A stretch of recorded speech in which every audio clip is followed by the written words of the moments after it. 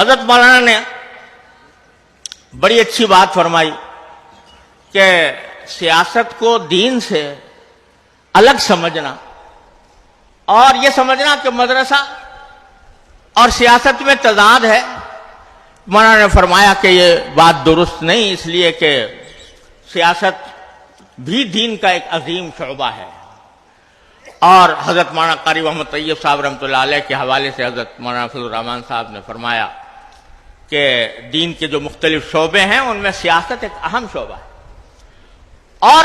یہ ایک ایسی حقیقت ہے کہ جس سے کوئی بھی شخص جو دین کی ادنا سمجھ رکھتا ہو انکار نہیں کر سکتا۔ مجھ جیسے طالب علم جس کی ساری عمر پڑھنے پڑھانے میں گزری بسم اللہ کے گنبد میں، اس نے بھی سیاست کے اوپر ایک کتاب لکھ دی ہے، اسلام اور سیاسی نظریات، اور اس کا ایک نسخہ مولانا کی خدمت میں بھی پیش کیا تھا۔ تو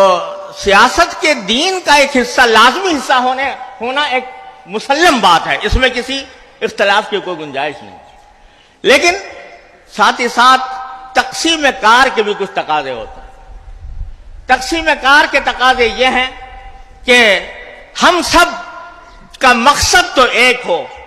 لیکن ہمارے دائرۂ کار مختلف ہوں، تو اس صورت میں دونوں کے تقاضوں میں بعض اوقات جو تضاد پیدا ہوتا ہے وہ تضاد نقصان پہنچا دیتا ہے۔ لہذا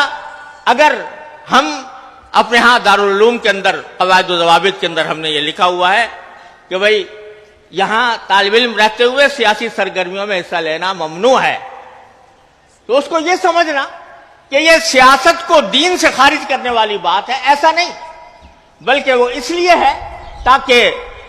تقسیم کار کا اصول برقرار رہے، اور تقسیم کار کے اصول کے تحت جب ہم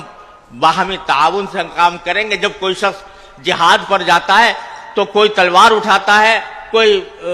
توپ داغتا ہے، کوئی ان کے لیے کھانا پکاتا ہے، کوئی ان کے لیے راحت و آرام کے انتظام کرتا ہے، یہ سب جہاد میں شریک ہے،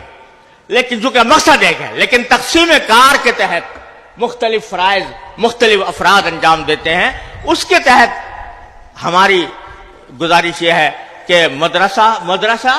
اور وفاق المدارس، اس کو نیری تعلیم اور تدریس کے ساتھ بھی اس کو مخصوص سمجھا جائے، اور اس کو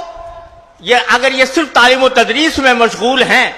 اور سیاسی سرگرمیوں کے اندر خود داخل نہیں ہوتے، تو اس کا مطلب یہ نہ سمجھا جائے کہ سیاست کو دین سے الگ